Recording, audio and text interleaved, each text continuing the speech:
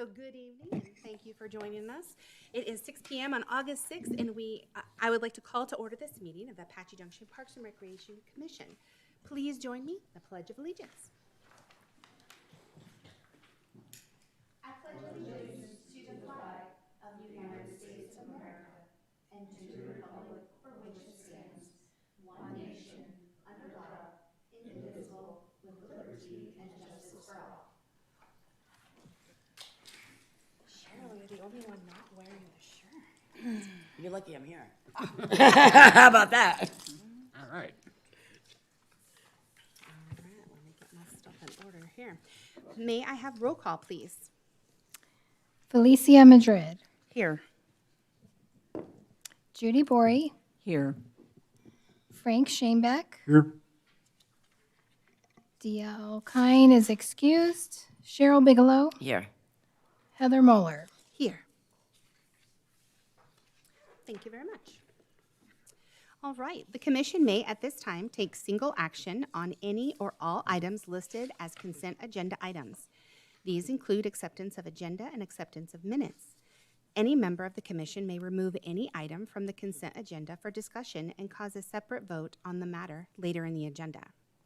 May I have the approval or acceptance of the agenda meetings?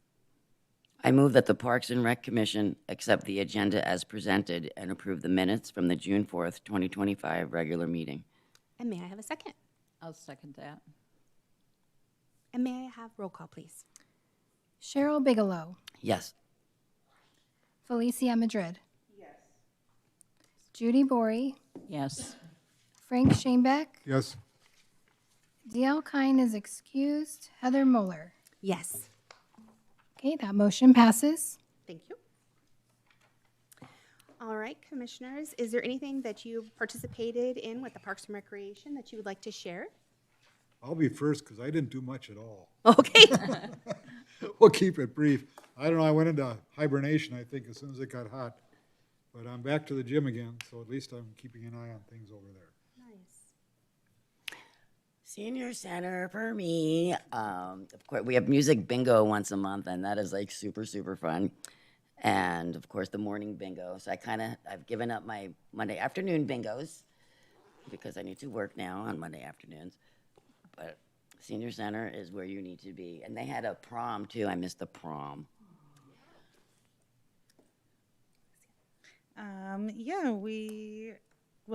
My daughter was on the swim team, and that took up, I think it was like 8 weeks, and so we were at the pool a lot, and it was really cool, though, to see all the families and kids work really hard, come together, and see them cheer each other on and create those connections and stuff. So and then the kids participated in the Grand Canyon University Games and competed against other swim teams to, so certain age categories placed up till 8th, and then I think 11 and older, they only placed like 1st, 2nd, 3rd, 4th. But we were really proud of Lucia. She worked really hard. She loved it, and it's not just about the medals, but she did medal in all 3 of her strokes. So we're a little proud of it. It's not the win, but it's. She worked really hard, so it didn't just come, without that. But yeah, she got 1st in breaststroke, so that was really cool, and she was excited about that. And mine was 4th of July. Wow, you guys, phenomenal job out there, and of course, all of the fireworks, just beautiful, just absolutely beautiful. Very nice. All right, for the staff report, I'm going to ask Dave Butler for his staff report, please. Good evening, everyone. So since this is a new fiscal year, I have one big project to update you guys on, and this is actually a carryover from last fiscal year. So this was the drainage project that we've been talking about for a little while at Prospector Park. A couple of these photos in this slideshow. This I wanted to bring in here just to show you the size of the structures that we're putting in out there. They are absolutely massive structures to handle the amount of water we're getting out there. To get those in, you can see those giant tubes up on the left, top left corner of the picture there. That's what was in place before. And you can see how they're already half crushed. That's why every time that we had rain out there, we just didn't get the flow of water and going in the direction we really wanted it to. Just the size of the excavation to put these structures in is insane. There's about 1,000 cubic yards of dirt coming out, and then these massive structures and AB material going back in. Just the size of that hole, you can see there's already an excavator in it, and they're still filling it back up to hit the right elevation height that we need. And again, just another perspective to show how big of a dig we had to do out here. Again, just another shot of how big these, this is one structure that goes in on one of the two crossings from either the south or the north or the west side. I don't remember which one this one is exactly, but that's just one structure that came in pieces that then gets assembled on site and put into those holes, and then concrete poured back around to hold all of that in place. Excuse me, David, is that our equipment, or do we have to rent those? This is a contracted job. It's not our staff, so this is a contractor out there doing the work. So we don't have toys that cool. I was going to say, wow, you really picked it up. Wow. Yeah, we don't have anything big enough to pick these up, so we don't have that cool of a toy system. Again, you can see just how tiny that worker down there looks. Again, it's just all for perspective of how big a job this actually is that they're doing out there for us. And at some point, we did hit hard pan out there, and unfortunately, just had to go back to engineering and just change how much AB are required to go in there. But we are well ahead of our anticipated construction schedule now that we're actually started. We think that we will wrap the project up middle to end of this month. The portion that you can't see in here, because these were taken just last week, there's a 785 tons of riprap that are coming in out there that will line that channel around the ball fields. So that will be the last thing that we do out there. Like I said, we hope to have all of that wrapped up end of this month. The other kind of a big project that you might have heard about is the renovation to the rodeo grounds. And so we're actually in negotiations with a contractor right now to hopefully start work soon. We don't have anything scheduled yet, but I wanted to bring this just to go through what phase one actually will be for the rodeo ground renovation. On this site plan, you can kind of see, unfortunately, even with this, you can't see all of the infrastructure work. This is our common trench right here where all of our dry utilities and wet utilities will actually share a common trench. The big things to point out on here are the handicap parking stalls. There's 62 total. There's about 3,000 cubic yards of concrete going in for all ADA accessible sidewalks. And then the big ticket is this giant 40 by 94 Ramada with what we're calling a trellis. It's kind of just more of a pergola that comes off the edge of the structure with fans and lighting and all kinds of cool stuff underneath the structure itself. The other hard thing to tell from a plan view is all of the earthwork and grading that's going to go in out there. If anybody's ever been out there, it's kind of, it's just a desert, really. And so everything in this weird shaded area is going to get regraded to kind of control the water flow and then be able for us to set all of the concrete forms and everything we need out there to put all of these amenities in. I wanted to show you this because this is actually what we're calling the overhead entry feature. So at the main gate, where you come into the rodeo through the north gate, this will actually be an entry feature that we have set up in that area. So just some cool laser cut signage, the columns with some stucco and culture stone. Sorry, took me a second. Culture stone on the outside. It's just a cool little feature they added to just kind of brand the rodeo grounds. I wanted to show you this because this is actually the style of lighting that we're putting out there. I believe there's a total of 32 light poles in phase one. So they run along the ADA parking all down the sidewalks. So we'll be able to have events out there during the evening and not have to bring in light towers and just actually light everything so you can see where you're going out there. And they are, the one thing I wanted to point out, and it actually isn't on this cut sheet, so I put the wrong one in here, but they are already dark sky approved. So everything out there that we're putting in now, we've already kind of thought ahead and made sure that it is dark sky approved and ready to go. And then Jamie really wanted these festoon lights. So these will actually be underneath the Ramada. So they're bistro festoon lights that will run under the Ramada and that trellis off of the Ramada. And I think that was the last one I had for the rodeo grounds. So we are hoping to go to construction soon. We're just trying to negotiate with a contractor on pricing, schedules, all of those things right now. So what's soon looking like? In for this quarter, hopefully. approximate? Okay.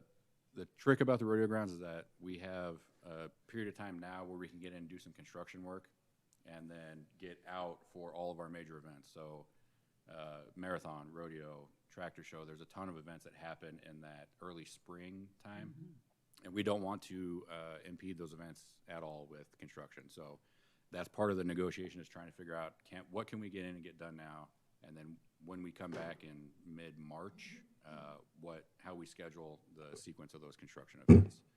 So we're hopeful to start in September, October to be able to get some of this work done before those big events this next spring. Yeah. And Dave, just to clarify, the Ramada would not be in before Last Touchdown Days right now. There's no way that would happen no matter what. That's a really long lead time item, so it'd be the sidewalks and ADA parking, those types of things that would come in early on if we're able to get started. And then those last pieces would come in after this year's rodeo ground or Last Touchdown Days and all of that. Okay. To clarify, are we going to get a time? Is one of the next steps a timeline for how things will play out? Like That's once construction can start? That is, yeah, that's part of what we're working with the contractor on now. Like Liz was saying, it'll mostly be stuff that we can't see in this first phase. Concrete, things like that, trenching, conduit, all of that.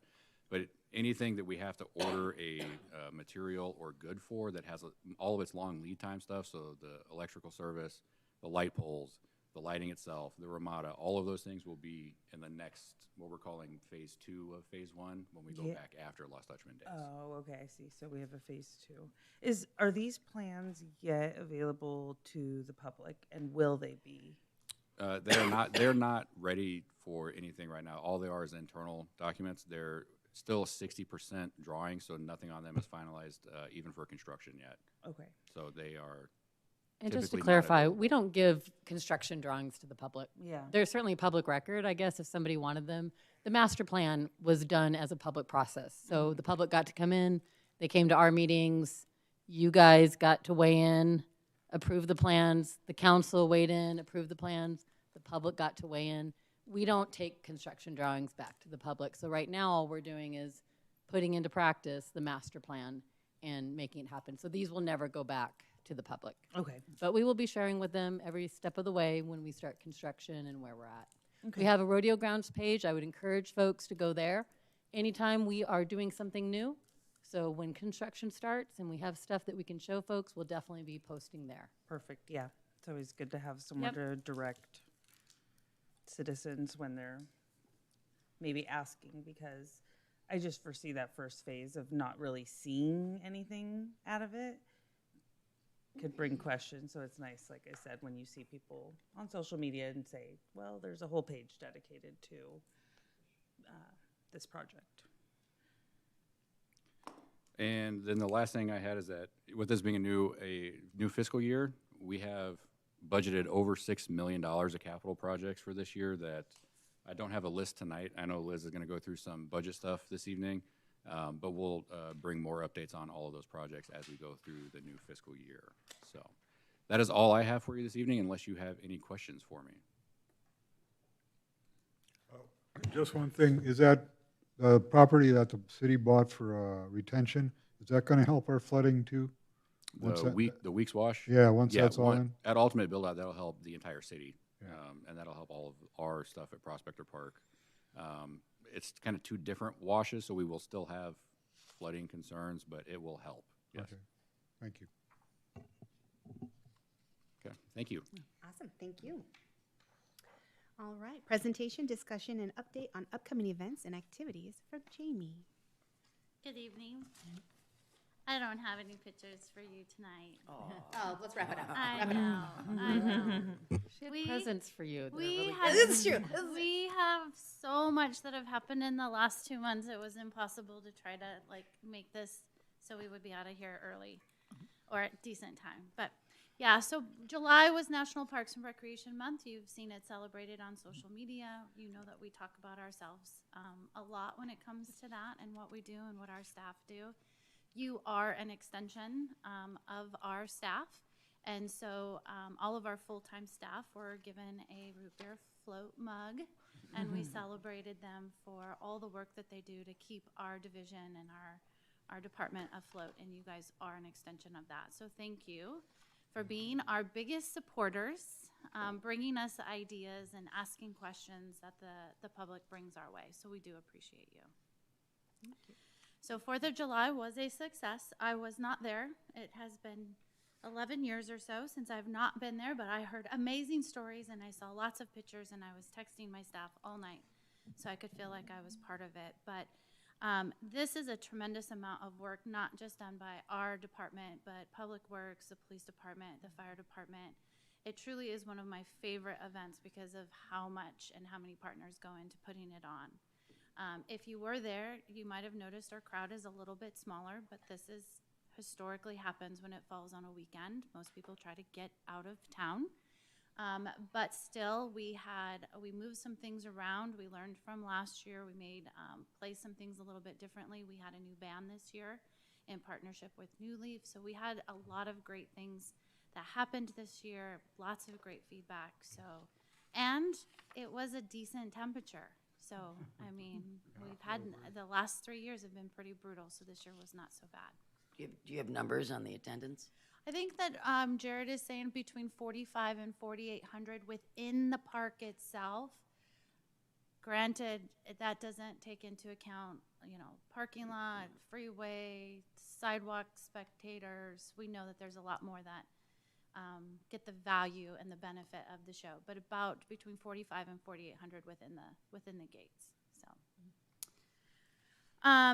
as school is back in session, many of our summer programs have concluded, but we still have plenty of going on. The pool is still open on the weekends through Labor Day. We also started our Saturday lessons. Instead of 4 two-week sessions, we are offering Saturday lessons, and courtesy of SRP, those lessons are free to AJ residents. So we got a lot of positive feedback from the community on those, so we hope to keep them around. The pool will officially close on Labor Day, and as a reminder, as you hear from the community on social media, that our pool staff is almost 100% made up of high school and college kids.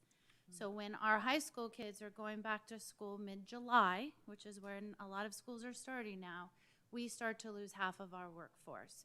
So we are very happy and we are very, very fortunate to be keeping it open through those weekends all the way through Labor Day. We will conclude on Labor Day with our big last splash party. So you're welcome to come down and visit us on that Monday. Summer, we had lots of programs, from sports programs, art, cooking.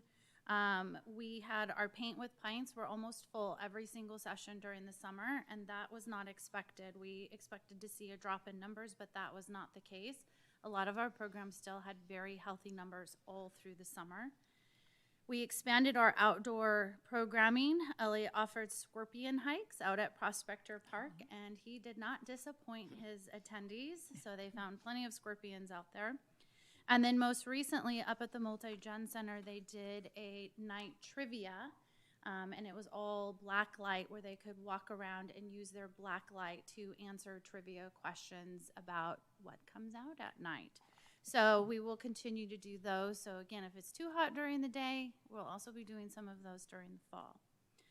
Speaking of which, our staff are very busy this time of year. So while we might not be out programming big events in August and September, we are getting ready for our fall programming. We are expecting a very high turnout this year for Halloween. I just want to remind you guys that this year we are going back to the event being completely free to participate in the nonprofit booths. and the bounce house or inflatables. We don't do bounce houses anymore. Inflatables. There'll still be a fee for food trucks and items that they want to purchase, but there will be no tickets. There will be no wristbands. So we found that process to be very tedious and time consuming and labor intensive with our staff. So by taking that out, we are freeing up almost a dozen staff to be able to put back into the event, give a few more pirates to our graveyard, because I found an amazing pirate ship for you, Frank. I am gonna be your favorite person for the whole year. If I can get it, it's at Home Depot. So I do want to share, I'm very excited to share with you guys that the city of Buckeye is bringing out some of their senior citizens from their senior services program to battle our senior citizens next week in Family Feud. I will be there. I'm signed up for that. Yeah, so that is a first for us. We have a whole nother city coming to visit and have lunch with us, and hopefully we will do. I'm not competitive at all, so I'm just really hoping. Oh, I am very competitive. We got it. I'm gonna go sit by Cheryl, and we're gonna make sure that we keep each other in check. But I am really excited for that new adventure. It's a new program that we're able to bring into the seniors. So that does conclude my report, unless you guys have any questions that I can answer at this time. Well, I saw the new Citizen, the fall issue, and boy. I meant to that- bring some. Yeah, and that was great. It got The really. cover looks amazing, doesn't it? It does, Yeah. it does. So if anybody hasn't picked up one, they need to get one. We have a few at the chamber, but not many. We'll get not you a many. few more, Judy. Thank Okay. you so much for bringing that up. I should have shared that. Yes, our new fall brochure is out with all of our adventures and programs. So start planning, guys. And one of our new amazing, in the background, Matt's replacement, well, one of our Matt's replacements in the background, Jorge, is listening in right now, and he is one of the prime people responsible for the Citizen, along with many other members of the city, but good for him to hear how great it looks. Yeah, it looks good, really good. Kudos to all of them. Thank you very much. We do not have any old business to discuss. So next we have new business. We're gonna have a discussion and update on budget for fiscal year 2025-2026 from Liz. All right, thank you. I shared with all of you this handout, so we could just go over the final adopted budget from council for our department. So our budget is just a little over $17 million. So we're very, very fortunate. We enjoy a lot of great support from our budget committee, city manager's office, and the city council. And definitely as a result of great staff who have done a wonderful job preparing all of that and delivering on that each year. So I'm really, really proud of our team. Our personnel budget is just shy of $6 million. We have a really extensive staff, a full-time, part-time staff. So remember last year we got a lot of additional staff members. This year, we technically got about 2.5 staff members this year. We upped a senior park ranger, so that's basically our assistant park ranger position. We have one right now that does 4 nights a week, and we needed to have the other shift filled. So Kelly Martin is our park ranger supervisor in the day. He'll have 2 assistants now. That way, every night there's a supervisor on duty, which is really important to us. We really want to make sure that we have a good lead on at all times, that we're able to handle all of our training. We work very closely with the police department on all of our training and all of the different needs that we have. So that position was budgeted and was an internal promotion for us. We also have an additional maintenance worker in our budget this year, and then we are also bumping a part-time person up to a full-time position for our parks maintenance mechanic assistant. So basically, we have a specialist that does all of our maintains all of our small equipment, so our gators and our all of our individual equipment that's not our trucks and the fleet things that Public Works maintains, as well as all of our tools and our multi-gen center, anything that is mechanical at the multi-gen center. So that specialist really has a lot of work. We have one on either side now that handles equipment and GC equipment, and this position will be helping both of those positions in an assistant capacity. So that's personnel. Our operating and maintenance budget, so that's basically all of our maintenance of buildings, equipment, that's all the operating supplies, all of the equipment that recreation and parks utilizes. That's just shy of $3 million. Our senior services fund, that's $160,000. Grants this year total $828,000. Development fund, right in here is at about $1 million, but it's plus. So we also have contingency for that as our project. Once we know what our project fully is for the pickleball courts, and then as Dave mentioned, our capital fund budget is $6.2 million plus contingency. So there is a contingency within the city as we start to kind of find out where we land. Many of these projects have already been, we have contracts solidified. Several of them have come in slightly under or even just a little bit under, so that's been really great news. We're anxiously awaiting our pickleball construction numbers and our rodeo grounds construction stuff to see where that lands. But I did bring a list of those projects for everybody today that Dave was mentioning. This is what we shared last year as well. So these are what are in the budget book. This is what's online in the adopted budget, along with all the other city department projects. Excuse me for just a second. You mentioned Little League, and we didn't mention that, but how the award our Little League Park won. And Dave didn't even bring it up and pat himself on the back. I showed the picture last meeting. Yeah. It was last meeting already? Yes. I was, I showed that Okay. I showed the picture. so I was actually not at our last meeting, and Okay. Liz presented that award. We had already done it, so. And congratulations. But thank you for bringing it up again. Yeah. And they blasted We it do on wanna make social sure that we media. bring it up in front of Dave, so Yes, that have is- to thank Dave for you. that. And actually, that was the Parks guys. That wasn't me. So that was all the Parks guys. So, but thank you for bringing that up again. Yes. So a lot of great projects on here. I'm not gonna go over the whole list of things, but there's a lot of really good things that I think we've been, as you guys help us develop our strategic plan, we'll talk about the next steps for that. This week, all of these things, come out of that, or out of projects that, maybe it's a council thing or something that has come, risen to the top because of a grant that we were able to get.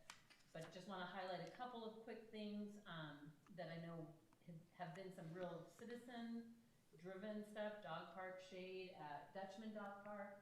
The west side of that area is going to be getting shade this year. The aquatic center fencing and masonry, that's a pretty big ticket item. That's been in need of replacement for a while now. We're super excited to get that replaced.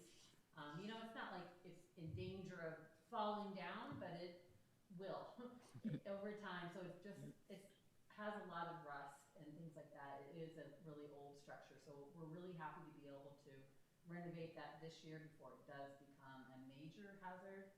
Our guys have done an amazing job of keeping it so that it's safe, usable. There's only so long we can do that. So that's a major ticket item that's on there. Obviously the rodeo grounds. All these other, we're doing a major thing with irrigation. So our irrigation system at Prospector Park is really old. We'll be doing that in a phased process. So this one, Dave, is just the first 2 ball fields. Yeah, we're meeting next week on that. We'd like to get all 4 ball fields if we can, but we're just not sure where pricing will come back on that. Yeah. So the idea is that we have a lot of piecemeal out at Prospector Park because it was done in a lot of phases. A lot of things are old. And so really going back and renovating, having it re-looked at, redesigned, and that irrigation system going back in and being re-looked at. So there's a lot of really great projects on here. Dave will be updating on them each time we come back as we get them in here, but a lot of these things really support. Think about also though, there's a lot of things in our strategic plan that these are really mostly capital projects, things that either are or are part of $100,000 projects or more. So you'll see a few little smaller projects, but that's because they're part of bigger projects. For example, the Apache Trail median is part of a huge project that is between us and Public Works.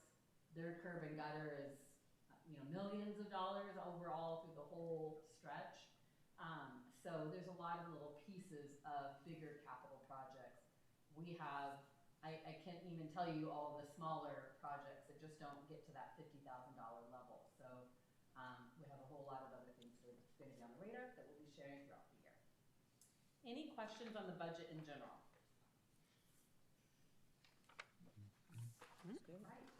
All right, thank you. Just sorry, I do have one. What's the skate park repair design? Dave, you want to share that? Which one? I'm sorry. Which one was it? Skate park. 150. Oh, so the skate park is 25-ish years old, and the concrete there is just deteriorating from being that old. There's a lot of metal inset into the concrete for grind rails and other features for the kids to skate on. That's caused a lot of expansion, and there's issues where the concrete is just starting to crumble. So we have budgeted to go in and get a design done to repair the damage that's already happened and will continue to happen over the next several years. Okay. Thank you. I also want to just mention on that. So Dave has brought in some multiple opinions on that, and so our budget process starts in November, where we start getting quotes and different things like that. So you can imagine that can be very challenging. December, early January is when it has to be submitted to the budget committee, and it starts getting, so our numbers are already, by the day we get it, 6 months old, but also projects that maybe we are looking at, we want to make sure we have the funds for it. But we're definitely, as we start looking at some of these numbers, we hope that some of these, we know some of these numbers might go up, but we also know that some of these numbers, as we get them, we'll be able to reevaluate. So skate park is a great example of one of, as we get other opinions, there might be different things that we can do. $300,000 is a big ticket for design or for re-looking at something that in a lot of ways looks okay and seems okay, but we want it to be the safest place for our kids and things like I that. was gonna say, it sounds like it could be a safety. Yeah, so issue. as we evaluate and as we look at it from that perspective, we'll do the best decision for the city as possible. But just know that this is where what our budget starts with, and then as we go, we'll be reevaluating and re-looking at some of those things. Shuffle through and exactly. maybe not get to some stuff if it's proves that it doesn't need the attention. Exactly. Perfect. Thank you, guys. Yeah. Thank you. All right, discussion on recreation waitlist procedures from Jamie. I am gonna backtrack a little bit, and Larry reminded me I forgot something kind of important. If you guys could take your pen and write on your paper the date September 5th, that is going to be our 20th birthday party at the Multi-Gen Center. That will be a Friday evening, and we're gonna have a big birthday bash. And so you'll get a formal invitation as a dignitary, because that's what we like to call you guys, so fancy. But that will be on the 5th in the evening, I believe 5:30. So pencil that into your calendars, and then you can, talk about it in the October meeting that you went to. So, all right. Now, back to our waitlist process. So I'm going to take you through a little bit of the process of what happens when you go to register for a class and you find out that you took too long and now the class is full. Can I back us up just really quickly? So just so the commission knows, Frank had asked if we could put the wait list procedures on our agenda. And so Jamie's going to share a little bit about that and then see what Frank would like to talk about that for. So, popular programs may generate a wait list once the max number of participants has been met. We try every effort to get as many participants into our programs as possible. Sometimes we can add an instructor, we can offer a second class. Sometimes if we call the instructor and she sees, oh, these are mostly older kids, I can probably take one more. But there are times that due to mainly safety, the supplies that we've already bought, the space that the program is offered in, the amount of people the instructor is willing to teach, that we simply cannot. And wait lists are not a bad thing. It shows a need, and it helps us either grow or add programs. Our most popular classes that accrue wait lists, can anyone guess? Water No, aerobics? not yet. Okay. Not yet. Water aerobics? No. No. Swim lessons. Swim lessons are the number one program that acquire waitlist. They have a low class to instructor ratio. The amount of space that we have, the amount of instructors we have, and the high demand constitutes waitlist. Our goal is to make sure that every child can get into at least one swim lesson throughout the summer. And we've always, as far as I know, been able to accommodate that, if not more. So I'm going to kind of take you through some screenshots. It might be clear as mud by the time I'm done showing all of you this. If you're on Civic Rec and have registered for programs, this may look very familiar to you. Can I ask a quick question? Sure. Do you guys like call and confirm classes like 24 or 48 hours beforehand? So some programs, especially swim lessons, you'll get an email notification a couple of days prior to the start of class reminding you that you have class. This is when you can drop the class and still get a refund, and beyond that, you don't. So we do have automatic email reminders that can go out, but we do not make phone calls. We used to But long ago. there is a system in place though. So like if they don't respond, then you can go to your wait list. So once I walk you through the Okay, wait list, then sorry. you'll understand what happens when there is a wait, when we have that wait list. Let's see. I cannot see. Yeah, it's okay. So, as a user, if you come to the catalog and you find your class to register, so in this case, I set up a test class of Zumba. So you want to come and you want to take your Zumba class. You find your Zumba class, and over here where this blue arrow is, this is kind of tells you that the current participation is we have 3 participants out of the 3 allowed. I made that number up to make it easy. We usually would have a lot more in Zumba, but this is just for this practice. So at this point, now you're disappointed and you waited too late and the class is full. Oh no, what am I gonna do? So if you have your account set up, it's going to give you the option to add yourself to the wait list. So Riley wants to take this class, and it says that it has an active wait list because the session is full. So she would put herself on the wait list, which is what we encourage everybody to do. Regardless of how many people are on the wait list, please put yourself on the wait list. It again tells us how much need there is, and should somebody come off the wait list, should we add a class, then you get to get in the class because you're on the wait list. So you can be put on the wait list, you get a receipt, it's emailed to you, or staff will print it for you. Sometimes when you come to register for your class, somebody in between you registering, coming to register for your class, somebody has dropped. So you might come to register for Zumba and you see something that looks like this in the circle. It says that there are 2, and not everybody understands what these numbers mean, so there's a bit of an education piece here. So this is telling you that there are 2 of the 3 spots filled. However, this WL is indicating that there is a wait list. So you might try to register, not understanding what this means, and you are frustrated because it's telling you that there is a wait list and you should put your name on a wait list, which it's telling you right here. The session has an active waiting list. But you clearly see that there is a spot open. Why can't I have that spot? It's because on the back end, our staff are actively trying to fill from the wait list. If a class has a wait list, they will not let anybody enroll in that class because they know we're trying to fill from that wait list. What happens is when somebody drops a class, they have to do that through at a coordinator level to get a refund. As soon as we refund or drop that person, it will tell us, you have a wait list. Do you want to enroll from your wait list? So we will go to that wait list, which looks like this. You cannot see this. These are all my own family members, so I'm not sharing anybody's personal information except for the people I love. But so this is showing us that we have, is there 4 or 5 in there? We've got 4 people on this waiting list. Felicia, she dropped, she got sick, she can't take the class. I'm the coordinator. I am now going to reach out to Bella and I'm going to either email Bella and give her 24 hours to enroll in this class. If the class, say, starts the next day, I'm calling her and saying, do you want this? We try to give them a little bit of time to get back to us.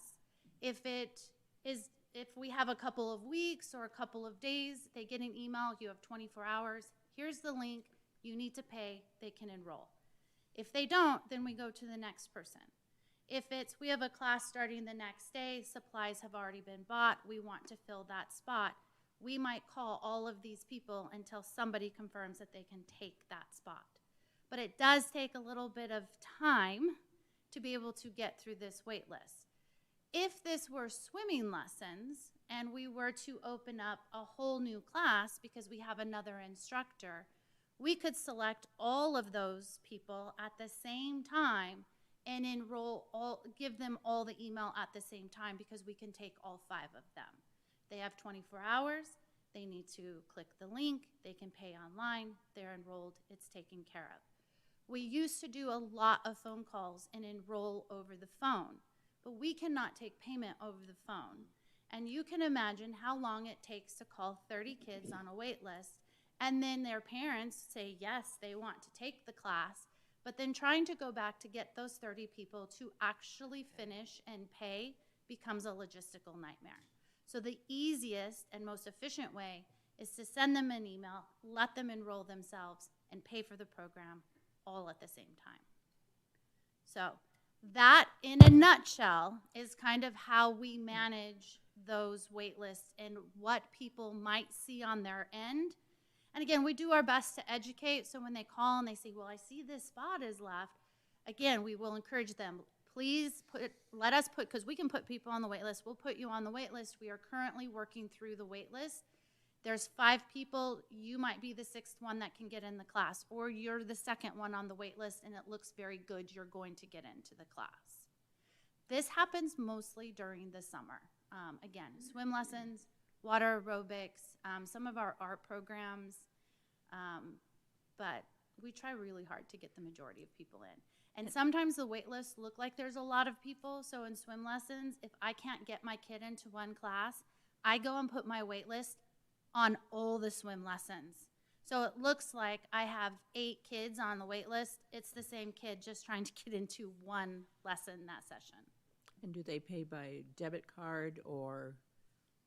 If they get the email, they can pay by a debit or a credit card. If they're a cash person, they can walk in and say, I'm here to pay. I want to, I got accepted off the wait list. Very few exceptions have we made over the phone. Like I said, we used to do it a lot, but we make it very few because in the end, more people lose out from being able to take those spots because people will verbally commit, but then they never follow through. And our staff spend more time on the phone and chasing people. Meanwhile, people are not able to get into the class that are ready to pay in hand, so.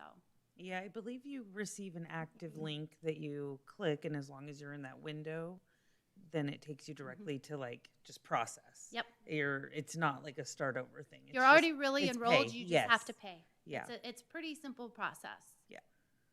And if somebody calls and they're having computer problems or they can't make it work, we would extend it, come on in, we'll figure it out. Like we do everything we can to work with them to get them in if they're making the effort to say, we want that spot.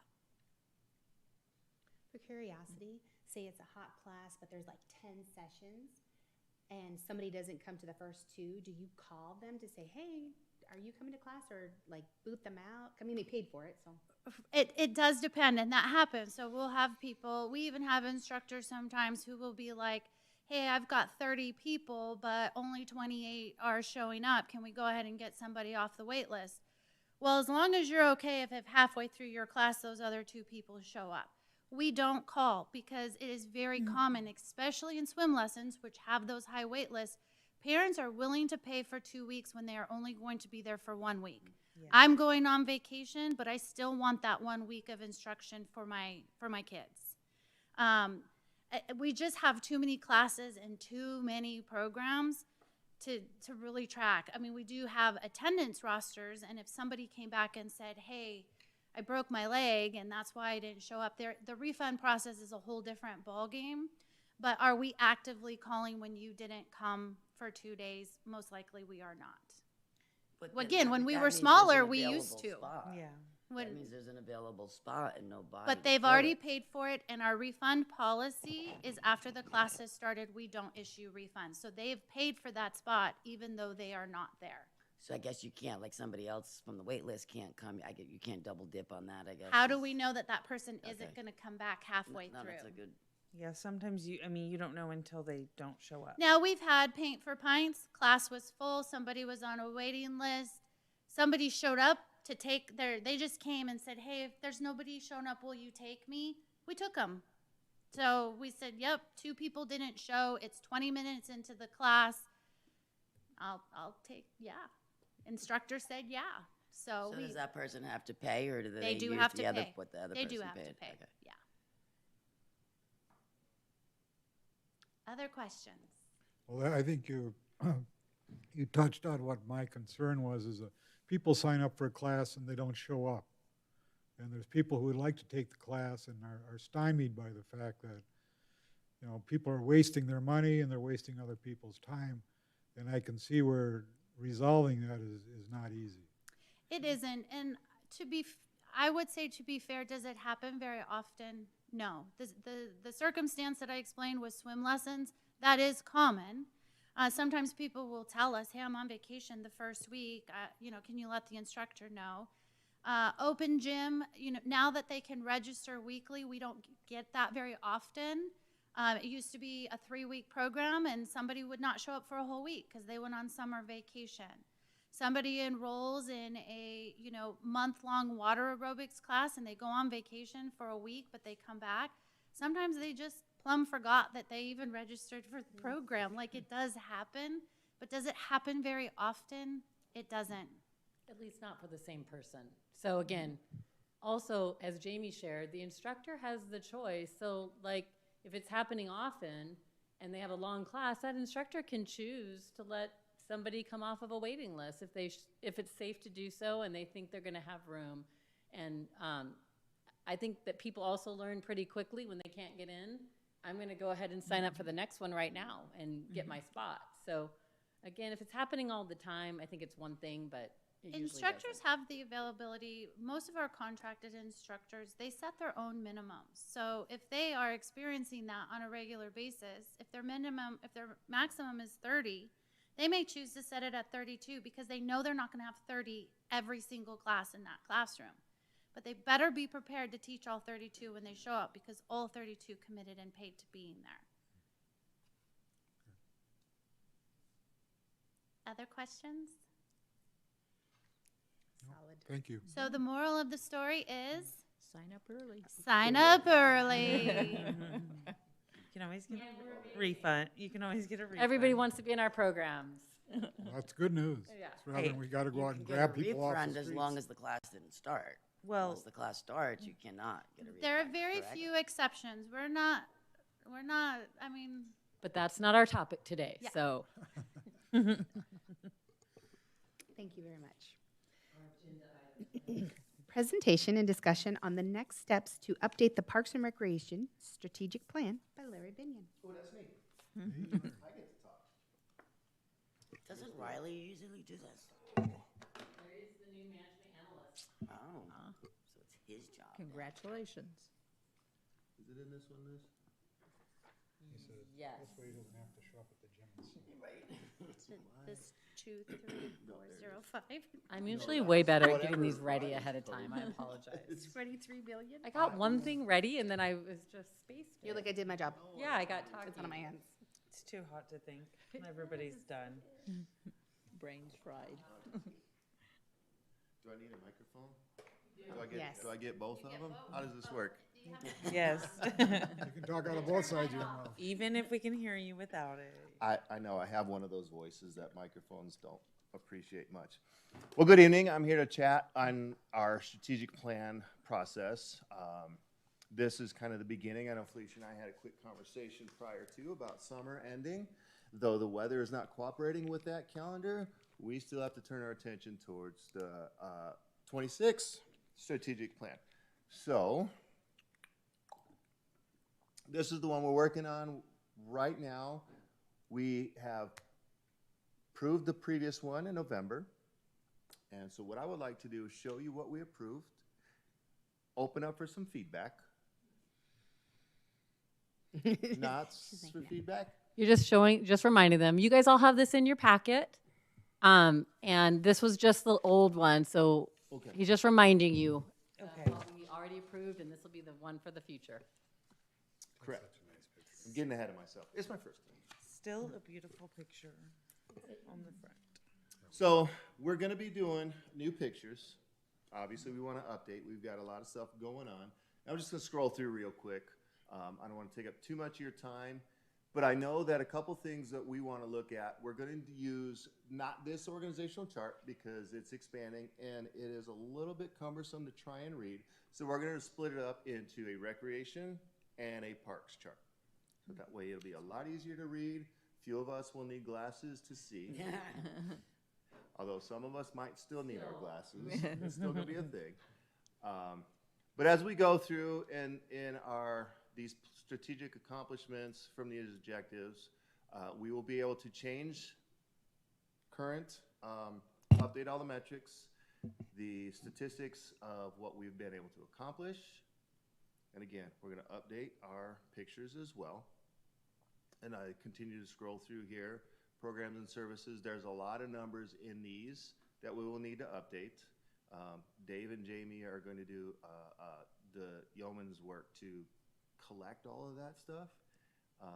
And then there's some parts that I'll be working on as well with the marketing and promotions updates. We did a lot. Well, really just kind of continuation of what Riley has done with the marketing and promotions. But I think there's a lot of stuff here that we really want to make sure we capture in this upcoming strategic plan. Funding strategies, some of those Liz touched on. But these are the things that we want to make sure we pay attention to as well. And we will be taking out the FY 24-25. We'll put in a 26 parks and facilities plan, and then upcoming 27, and then what we got coming up potentially in the future. So scroll through. So there's parks. We got the recreation services. Want to make sure that we touch on our park ranger supervisor, our park ranger program with them as well. And then our plan map. Now this map will not change except for one small fact that we have to add the Central District Park into it. Otherwise, I think it's 99.75-ish% complete. I'm sorry, what was it you said you got to add into it? The Central District Park was not included into this one last year. That we shared last meeting. So yeah, it's going to be. It's a future. It's It's in design. south In of Blossom Rock, South of Painted Sky, right? north of Is it Painted north? Sky. Okay. Yeah. Okay. Because I keep driving. I swore we said south, and when I drove by, I was like, "This is not. How is Yeah. this possible?" So good. It's That's Warner. Good. That's good. Yeah, A little Warner-ish. closer to us. Warner and Which is- Blossom Rock Trail. Yeah.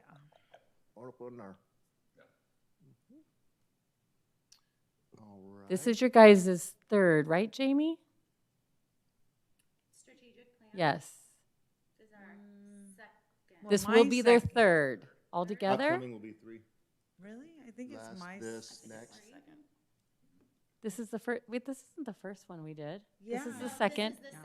Correct. The Oh, one I'm we're sorry. doing The one we're doing that we're is talking about the today is going to third. be your guys' third, Yeah. our Oh, commission's Yes. third. Because it's So we've done this separated out, twice. right? Yes. This will be our third. You guys should already have that one that Larry just shared is on our website for all the public has been able to look at it all year long. And you also should have a copy of it still, whether it's in your binder or you took it home, but you have a nice copy of the last year's to refer to. And that's because this was once included in the city's master plan, The general plan general plan. Okay. has our goals in it. This is our strategic plan that we will adopt every year. So it's just taking those 5 goals and then putting them into this plan. And it's really just like every year we're reemphasizing that we are working on those 5 goals, those 5 main pages that Larry showed, and how we accomplished whatever we accomplished the year before, what we think we're going to do the next year, and what's kind of in the future coming up. Okay, so if we want, we can start kind of taking a look at that. Larry's gonna go over that Oh, right okay. now. Yeah, here's the rest of the timeline up on the screen. So when we commence next month, questions, suggestions, what you'd like to see as we update it. The hope is then we will be 99.9% done in October-ish. We'll present, add some final last chance for some thoughts, ideas, and then would like to have it adopted in November, but in case it gets extended a little bit, we still will have December.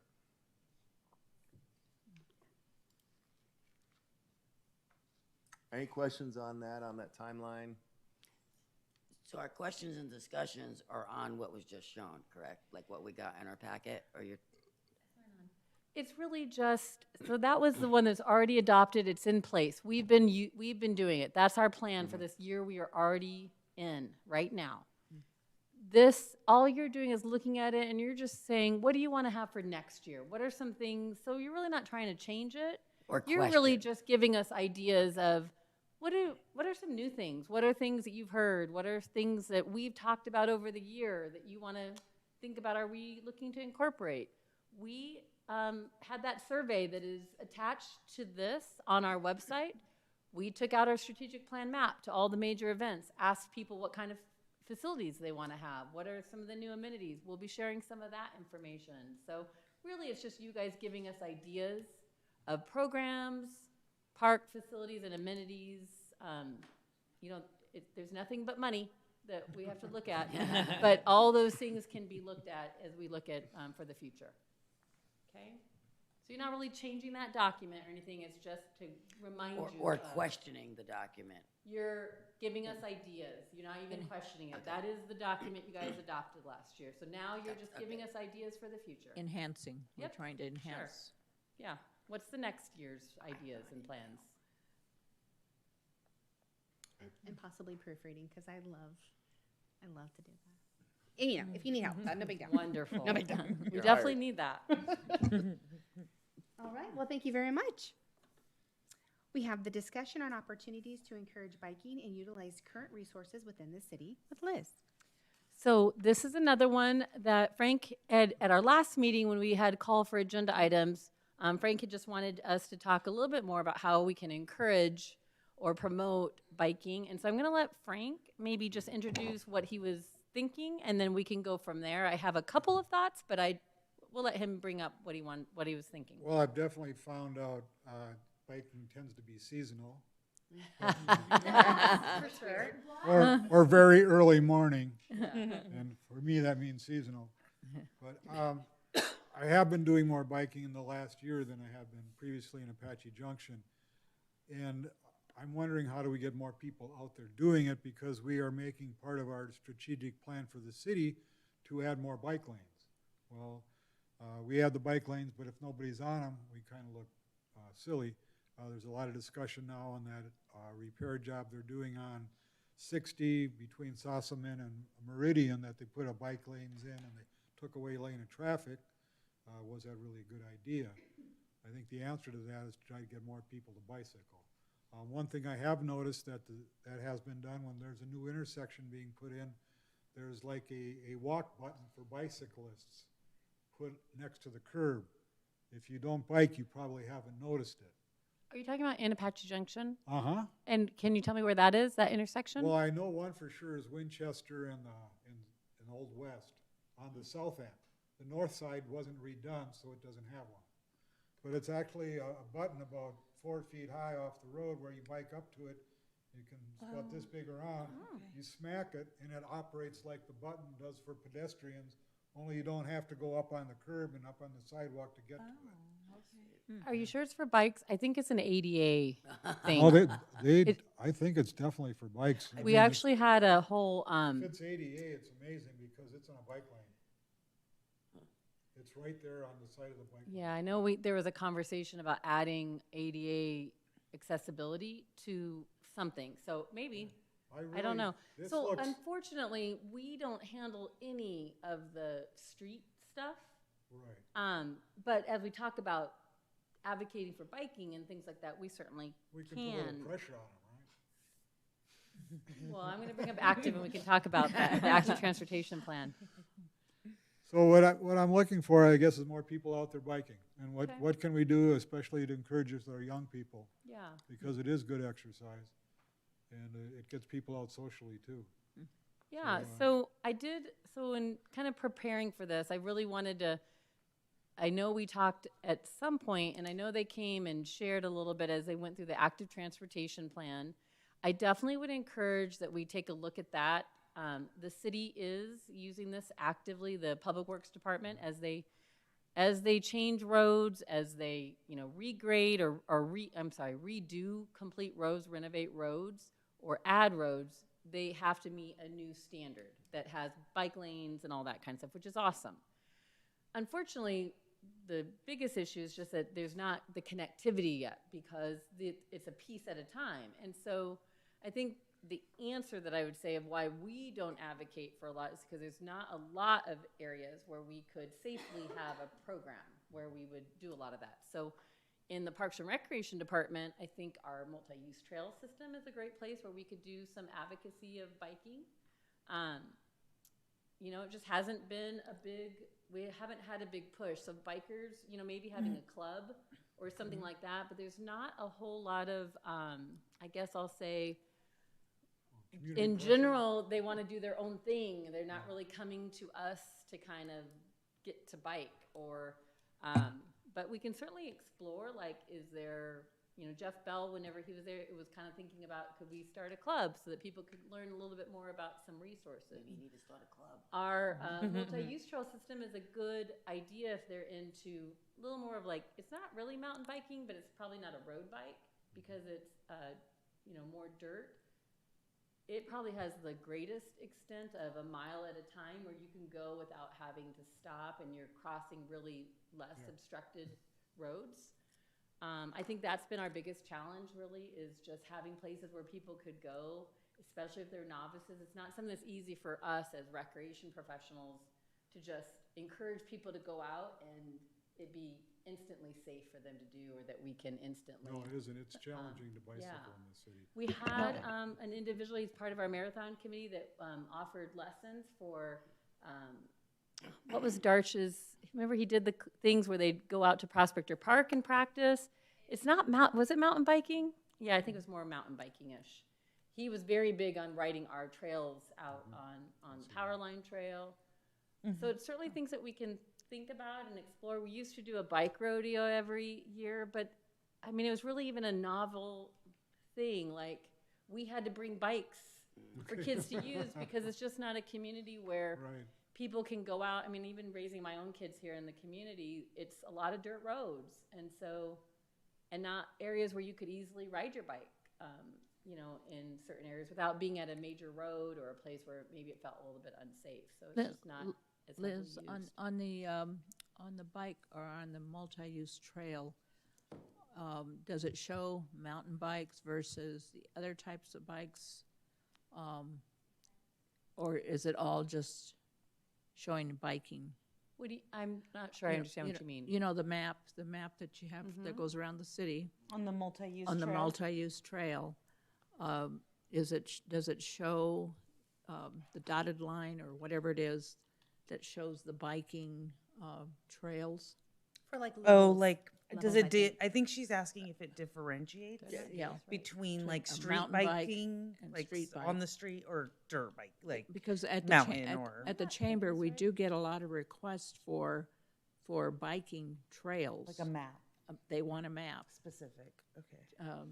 And so we've got the Tempe one, we've got the Phoenix ones, we've got, I think, all over the state maps, biking maps, but we don't have the AJ map. Look at that nice photo. And they're interested in just doing the AJ. It's wonderful that you would ask that. So now, our multi-use trail, we don't have a map dedicated solely to that, but we do.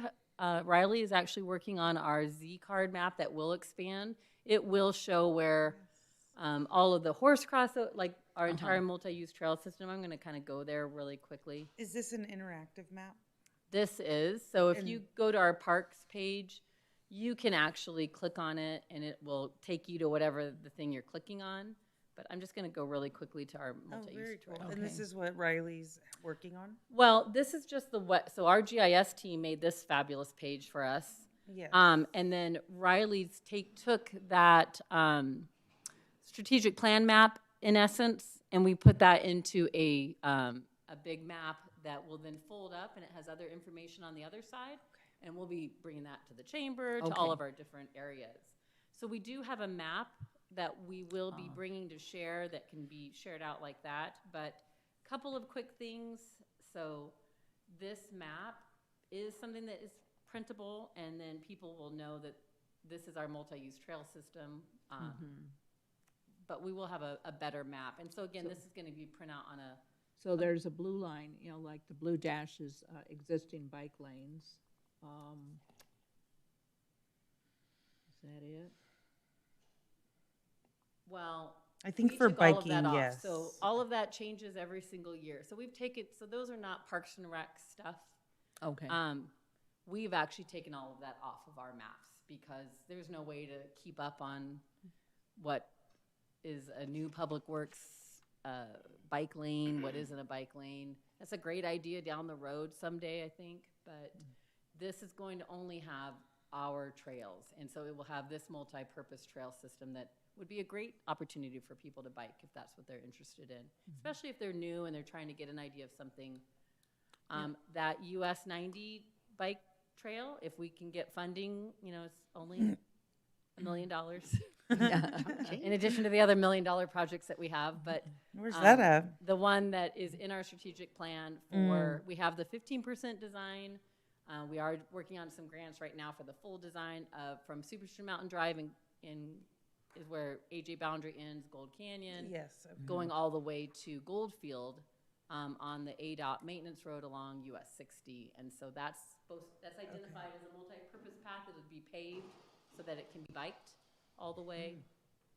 So yeah, so we got a lot of ideas for that. But maybe that's a great one for us to discuss as we look at strategic plan, Frank. I think. Well, yeah, related to that is the proposed lane along the canal. CAP trail, yeah, and so that one isn't gonna get paved either, so again, as long as people are, it's not gonna be a street bike kind of thing, so yeah, definitely. Liz, on that page, there was a tab for bike routes. There is, I wasn't gonna open it because it's really old. Let's look at it. Let's see what we can improve. It's kind of the same thing. Yeah, it looks very Yeah, similar. it's all broken And you're saying up. these are public works? So they basically took all of these off of the active transportation map and they put them onto our park map that has all of our other facilities. So our GIS did a lovely job, and I think it's kind of the same as the other map. It looks similar. Yeah. So in the legend there, I can see that on our, This one. yeah, if we're still gonna look at that one. Yeah, okay, so in the legend there, it says, it highlights our multi-use, combination vehicle equestrian, hiking equestrian.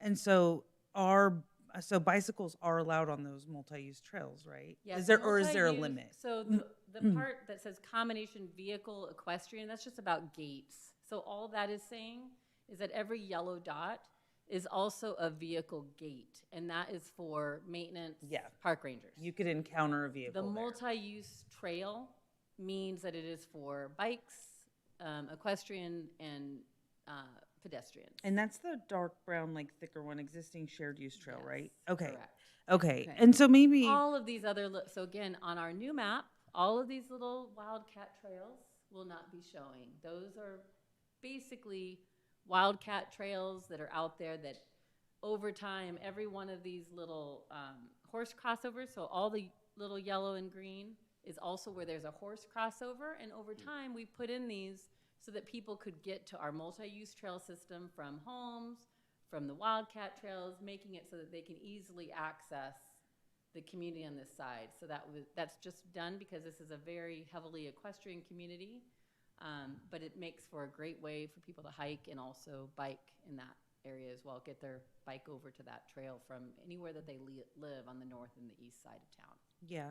So I wonder if can we do something as simple as, like, to speak to what Frank is wanting, to just add in and make it clear that you can also bike. The amazing thing is, so Matt King, who we have, how old is our rodeo and trails team? A year now? It's 2 years almost. We now have a second person on that team, and so they just added trail marker signs, so that those actually show all of those types of little things. So as people are out there, they'll be able to see that there's multiple ways of doing that, and so those will all be great things. And then to speak to it too, to encourage, because what I'm hearing Frank say is like he really wants to see us be more of a biking community, and because we are small, but we still have our challenges of, you know, growth. I don't know if you've heard about Mexico City, how they close a portion of their streets to traffic every Sunday. And if you've seen the videos, it's really cool to see the community just come out in droves and be on the streets where normally cars would be. And although they're a much bigger city, and wondering if we can have some programming where the kids and families are able to ride on the streets where normally car traffic would be. And then another thing I had seen is, not that this is overstepping, just an idea I've seen of where kids do kind of like a thing, drive to school. They pick kids up along the way and get them to school. Either way, I think it's a neat way to So we open had the roads. the walking school bus for a lot of years. So we had safe routes to school when we had a school in town where people actually biked to school. So SMES, when it was open, they had 400 students that biked and walked to school. Wow. And so when that school closed, really we tried continuing that at Four Peaks and at Desert Vista. Unfortunately, those were just schools where there really wasn't the amount of people that did that, and so it really wasn't realistic. And it really just wasn't. So if that grows again, or if there's opportunities for that, I think those will be great things. So we had walking school bus, I think, every month, and that was a great opportunity at that time. You have to have a community, though, that is used to biking. So in Mexico City, they bike everywhere they go. And so everybody has a bike, and it's a normal thing. Those are great ideas for us all to kick around. We now have an outdoor recreation coordinator that we'd never had before. That's a 1.5-year-old position. So again, in the next 2 or 3 years, those would be great things for us to start looking at. We'll put all those on the radar. I'll tell you, we don't even approve any more parades downtown because we get so much complaints. People make it so hard on our department to even want to have a parade to close down a street. So I'll just tell you, anything that is things like that, we probably will have a little hard time doing it, but we'll throw all those in the ideas. And I think just bringing it up as a idea to start looking at biking, I think that's a fabulous thing that we can add, and it's a great thing to put on Elliot's radar of just looking at new opportunities as we go. Is that kind of what you're thinking too, Frank? Just what can we do to get more people on two-wheelers? Yeah, for sure. I think that's a great idea. Thank you. Anything else on that? All right, thanks. Thank you very much. Looks like there's no call to public for this evening, so I'll move right along. Commissioners, if there's anything that you would like to suggest or recommend being added to our next agenda, now is the time. Anyone want to share anything that they would like on the next agenda? How are we doing on rentals? Like park rentals? How much, revenue? You would like that added to a future agenda? Okay. I would like an update on the, where is it? It was just in front of me. On the bags that you guys hand out to new moving people. And kind of part of that, the welcome bags. I don't know if you keep data like this. So like in the strategic plan, it says went out to 1,500 home buyers. I kind of would like to know what developments did it go to, and was it the development with 366 units? How many bags went to that unit? That's too much to ask for, isn't it? I don't know. So we don't do, so again, that project was through the city manager's office and the marketing and communications department. But again, our fabulous Jorge, he's listening in on this group. They help provide some of that data. They might track it. We'll certainly ask. Okay. We'll give you whatever information we can find on that. I think we shared that previously. So whatever we can share again on the latest and greatest, we absolutely will. Awesome. We'd love to share that.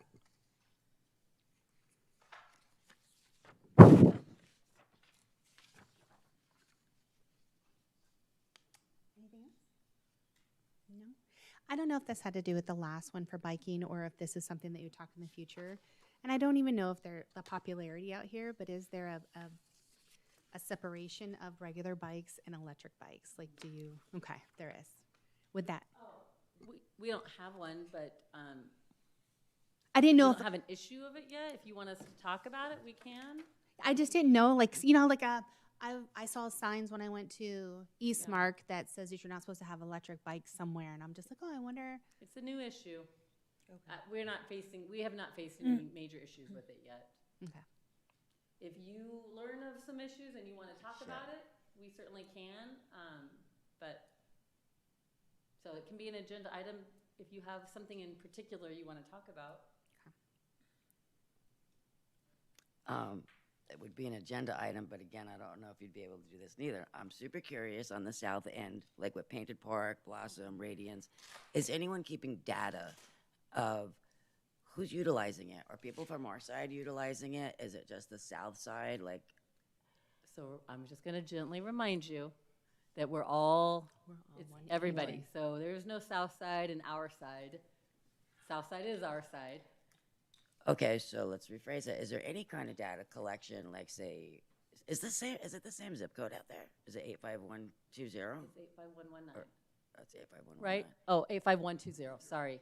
Idaho is 85119. What is it? 851? So again, So we that's can't a talk new about it zip right code. now. If there's some, yeah, 852. it's Apache Junction, Arizona. It's in our city limits. 85120. Oh, I thought you said the reverse. But regardless, we really can't talk on those. Oh, things. no, well, like If as an there- agenda item, I was just curious Maybe if there so was, back to facility rentals, maybe it's just usage of parks. We are gonna have some really neat new, data.